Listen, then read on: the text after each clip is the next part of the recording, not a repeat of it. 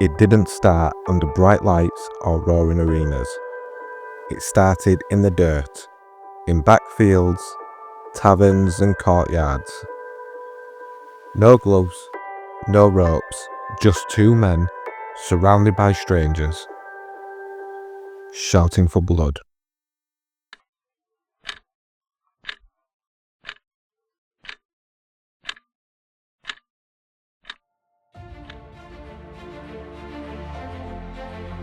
Boxing is one of humanity's oldest competitive instincts.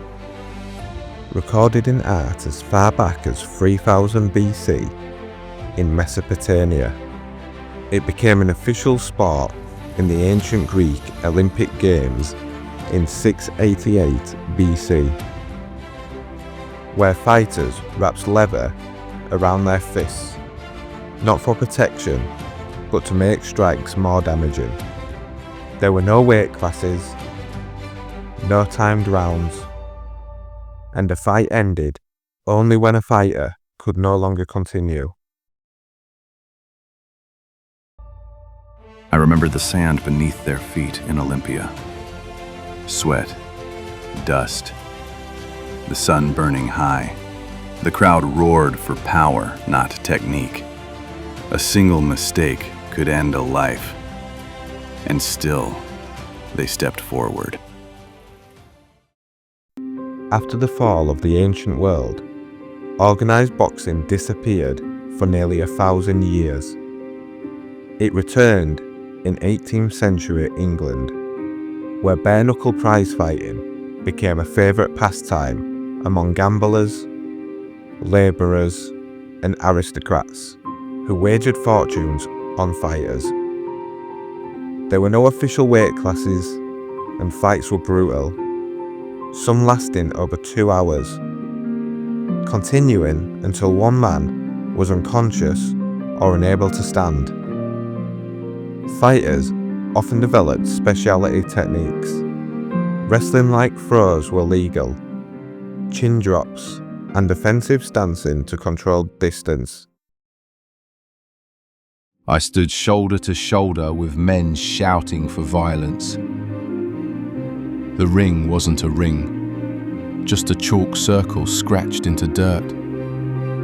When a fighter fell, the crowd leaned in so close you could hear every breath.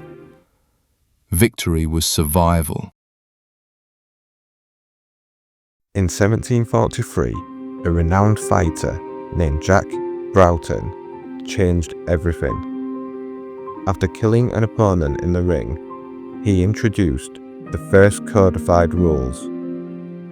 Broughton's rules included no hitting of a downed opponent, 30 seconds to square up, and fighters could not be seized below the waist.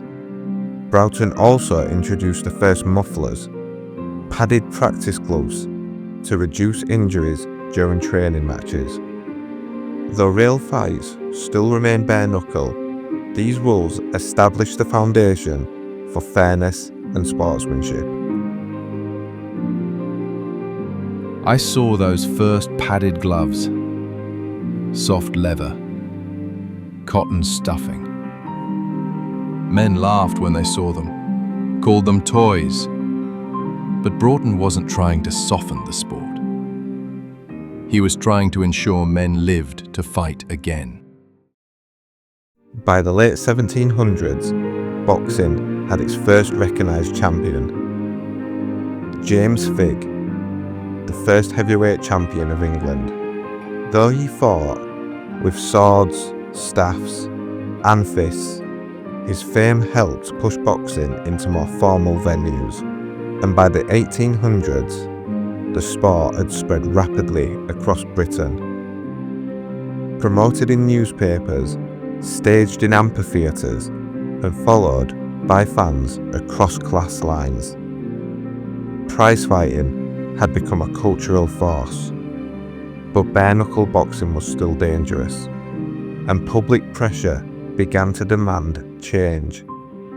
Bare-knuckle boxers fade into legend, and a new generation of athletes rise.